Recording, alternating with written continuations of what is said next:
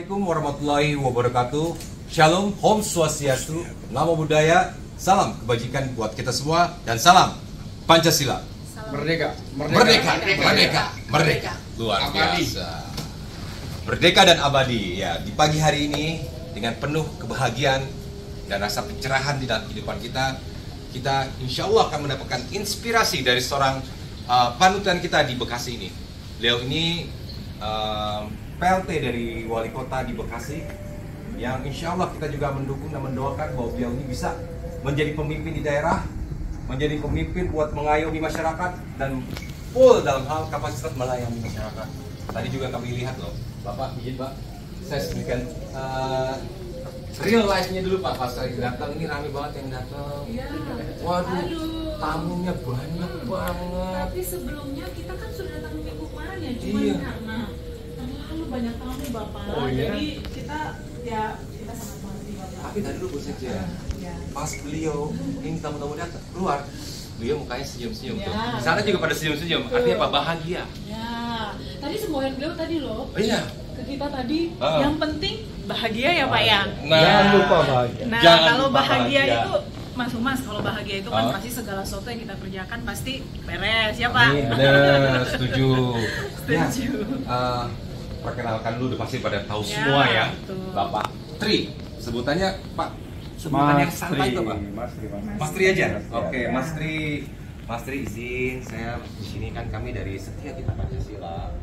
Saya sebagai humas dan beliau sebagai sekjen, dan kita merangkap sebagai host. Kita ingin nanya Pak, peran Bapak nih menghadapi dinamika di Kota Bekasi ini Pak ya.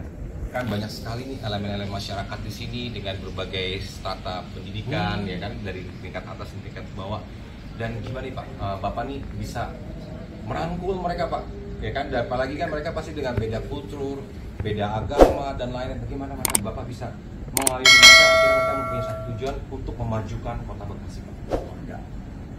Bismillahirrahmanirrahim. Assalamualaikum warahmatullahi wabarakatuh. Waalaikumsalam. Selamat pagi, selamat sejahtera buat kita semua. Om Swastiastu, Namo Buddhaya, salam kebajikan, rahayu. Jadi gini Bang Sandi, yang Ramiska ya. Ya. Jadi ya, tentunya terima kasih atas kehadirannya dan permohonan maaf ya karena kemudian minggu lalu tidak bisa ketemu ya karena memang itu tadi. Jadi memang hari Senin dan Kamis ini waktunya saya mendengar warga masyarakat hadir ke kantor pemerintah Kota Bekasi untuk hal-hal yang memang perlu didiskusikan. Ada hal yang kurang jelas karena sebetulnya di Instagram saya Mas Triadianto nih kayaknya 1x24 jam nih stay tune. Oh, buat Pak, ini Pak diulang tadi Instagramnya apa Pak? Biar semua masyarakat dikasih tahu gitu kan. Mas Triadianto ya. Jadi Oke. kalau follow ya hari ini apa namanya stay tune ya. Ya, siap. Hari ini mulai tadi malam ada yang mengeluh terkait dengan tanah yang tidak selesai sertifikatnya.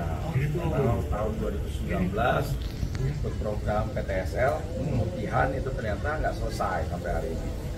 Alhamdulillah tadi Kepala BPN datang karena saya komunikasikan Pak gimana. Oh ya kalau gitu saya datang aja ke kantor Pak Sri. Nah, kayak gitu. Mendapatkan solusi ya Pak ya. Kemudian yang kedua ada juga warga masyarakat yang hari ini ijazahnya masih ditahan. Banyak belum bisa melakukan pembayaran. Iya. Nah, kami dari pemerintah Kota Bekasi saya minta untuk melakukan pendekatan kepada sekolah-sekolah dan yayasan yang ada. Iya. Ya daripada dia nahan yang namanya ijazah, Benar. kan tidak bernilai, Iya. malah mengandung resiko. Nah, Kita nggak pernah tahu tiba-tiba besok kebanjiran, hujan, Oh, iya. ya, kebakaran, ijazahnya hilang, malah lebih kosong, lebih susah orang. Lebih baik diserahkan saja. Nah, nanti bisa tuh, apakah nanti kita pada pakai beasiswa pemerintah, kita pakai program Basnas, kita pakai program CSR, atau kita minta kepada yayasan untuk legowo yang membuat berita acara serah terima ijazah dengan mungkin ada utang piutang lah yang belum selesai misalnya, sehingga nanti diharapannya kalau yang bersangkutan sudah bekerja sekarang dia bisa mengembalikannya pada saat dia sudah bekerja. Dan saya punya keyakinan bahwa nanti kalau dia punya duit pasti lebih tuh daripada utang yang dia tidak bisa. minggu, tapi kemudian kita lombakan hari ini. Hari lingkungan. Wah, ini betul menjadi isu yang penting kalau bisa kita menyelesaikan solusi sampah yang ada di Bekasi, dan apalagi jadi percontohan, bisa menjadi percontohan dari seluruh daerah, Pak. Ya, ini kita serta Bapak gimana Pak strateginya? Strategi Bapak di dalam hal ini, Pak. Penanganan sampah ini, Pak. kalau saya tuh sekarang kita memang sangat concern terkait dengan sampah ini kan, karena dari hulu sampai ke hilir ini harus kita selesaikan. Yes. Saya ada program yang namanya sedekah sampah. Jadi setiap Jumat itu, jadi saya minta seluruh aparatur hari ini untuk memilah sampah. Sampah mana yang masih bisa didaur ulang, Ya. yang memiliki keekonomian, ya itu kita kemudian kita buatkan sedekah sampah. Jadi sampah yang ada di rumah bawa ke kantor disumbangkan kepada bank sampah. Oke. Bank sampah ini yang kemudian nanti melakukan pembinaan ya kepada bank sampah dan sampah yang mini. Ya. Ini bank sampah, pusat bank sampah Patriot. Setelah itu, dan mereka juga olah, termasuk minyak jelantahnya. Oke, jadi semuanya. Kertas kayak daur ulang seperti- saya, Pak. Oh ya, daur ulang Di sini recycling jadi- ya. Recycling ya. Nah itu sih kita bikin, ya, kita coba, kita kembangkan. Nah itu, nah, di samping itu juga kita bekerja sama dengan pabrik. Ya, kita sekarang itu bikin yang namanya kampung KB, tapi kemudian ibu-ibu yang melakukan pengeleman terhadap kertas daur ulang. Nah ini contohnya. Nah yang ngelem ini nih ibu-ibu nih. Dikasih Jadi dari daur ulang ya? dari ini kertas daur ulang.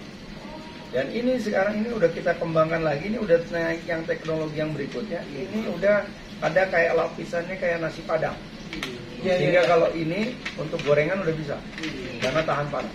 Iya, benar. Sehingga orang nggak perlu lagi harus pakai yang namanya plastik. plastik. Ya. Dan kalau ke Singapura ada yang namanya kampung kantong kertas made in Bekasi. Ini adalah produknya ibu-ibu yang namanya di kampung kami. Keren. Jadi artinya Mas Umas, masalah sampah di Iya. Kota Bekasi itu bisa teratasi. Hanya memang karena jumlahnya dan kemudian orang yang memiliki kesadaran sangat sulit. Oh iya, Pak, itu pergerakan sampah itu per Sampai hari saya berapa? tuh sampah yang itu kalau yang organik kita udah Iya, bisa. iya. Yang organik kita bikin yang namanya maggot, lokasi makan. Nah, itu adalah dari sampah yang kemudian dari belatung yang kita kembangkan. Dikasih Dan kita tiap bulan itu akan tiap tahun dibuka atasnya. Atasnya dulu dibuka. Itu lihat. untuk makan ikan Atasnya ya, kamu Pak, ya? buka. Nah, atasnya. Enggak gitu. Cukup di ininya ya. Nah, baru kamu kasih makan. Coba itu. Jangan kamu kasih tanganmu. Tanganmu yang dipakai. Ya, tangan. Oh, Oh jadi itu buat makan ikan? buat makan ikan. Dan kita kembangkan itu. Sekarang sudah ada 200 penggiatnya. Iya. Kita bantu mereka dengan udah jamin. Kita bantu mereka dengan untuk bibit ayam, bibit ikan. Ini Dan saya punya komunitasnya namanya Eko Energy. apa itu Pak? Ini cairan ini adalah dari kulit buah-buahan untuk buat ngepel bisa, buat nyuci baju bisa. Jadi harusnya orang tak perlu lagi beli yang namanya itu apa namanya sabun. Sebentar, ini dari Dari pengolahan juga. sampah, tapi sampah dari kulit Kulit buah, Kulit buah. kulit jeruk. Hmm. Yang penting kayaknya bukan kulit durian ya kan? Jeruk, mangga, manggis. Nah itu nanti kalau kita sih namanya diungkep, ditaruh di air, kemudian ditahan. Ya. Ini selama 3 bulan, kemudian bisa dipakai untuk mencuci dan Kreatif ya. Kreatif, Pak. ini yang namanya Eko Energy. Ini kebetulan juga memang dari programnya SKP juga concern tentang penanganan sampah juga gitu. Karena kalau menurut saya, bangsa ini kan nggak usah susah-susah. Iya, betul. Kalau bangsa ini bisa menyelesaikan persoalan-persoalan, Pak, itu sebenarnya udah selesai juga persoalan. Iya, betul. Karena ini persoalan tiap hari loh. Oh, iya. Dan ini belum ada satu teknologi yang kemudian mampu kemudian menyelesaikan. Yang ada kan baru 100 ton, Ya. 200 ton. Ya 20 ke 100 sementara tadi. Sementara di Bekasi 1.800 Per hari pergerakannya. DKI 7.500. Jadi sekarang 10.000 ton. Nah, tuh Bekasi 1.800 ton. 1.800 ton. Bagaimana bisa? DKI 7.500 ton. 2.000. Makanya saya sekarang hari ini mendorong kepada Kementerian ATR untuk menetapkan ya, TPST Bantar Gebang sebagai TPST regional untuk Jabodetabek. Nah, semua orang buang sampah boleh itu di Bantar Gebang, tapi dengan catatan pemerintah juga menyiapkan satu bentuk anggaran bagaimana membuat satu teknologi sehingga sampah itu habis. Kenapa? Bantar Gebang itu ada kurang lebih ya, kita DKI punya 135 hektar, kita punya 25 hektar. Kemudian kalau nggak salah kabupaten punya 10 hektar, berarti 170 hektar lokasinya sudah tersedia. Dan itu sampahnya udah sak gunung. Iya Pak, saya pernah kesana Pak. Pengen proses ya, itu Pak. Ya udah. itu 10 menit. Itu 10 menit ya? Ya setelah itu udah muntah. Setelah itu udah terbiasa. Lama-lama Lama-lama kan awalnya begitu tapi begitu 10 menit mobilnya udah biasa. Nah itu bagaimana kalau jadi, saya kalau mulut ya Pak ya? Nah, dunia ini bisa melihat. Ini setelah ini selesai, pemerintah datang pusat dengan teknologi yang proven, sehingga itu bisa habis semua, sehingga tinggal jatah itu sampah Bogor. Jadi Bogor nggak perlu punya tempat sampah, nggak perlu harus ada teknologi, karena teknologinya ada di Bantar Gebang, yang betul-betul memang dibiayai oleh pemerintah. Jadi dibilang vaporize, hilang atau incinerator, Iya, apalah mau jadinya lah ya, mau jadi listrik bisa, mau jadi batu bara berikat bisa gitu. Jadi inilah yang terus kita lakukan ya untuk memberdayakan warga masyarakat. Ya, makanya kita punya posyandu, kita punya bank sampah, kita punya kelompok wanita tani, kita punya peternak magon, ya, yang semuanya dari berasal dari sampah yang ada. Jadi berarti ya, yang bisa dimanfaatkan kembali dimanfaatkan, yang nggak bisa dimanfaatkan di vaporize, hilangkan gitu.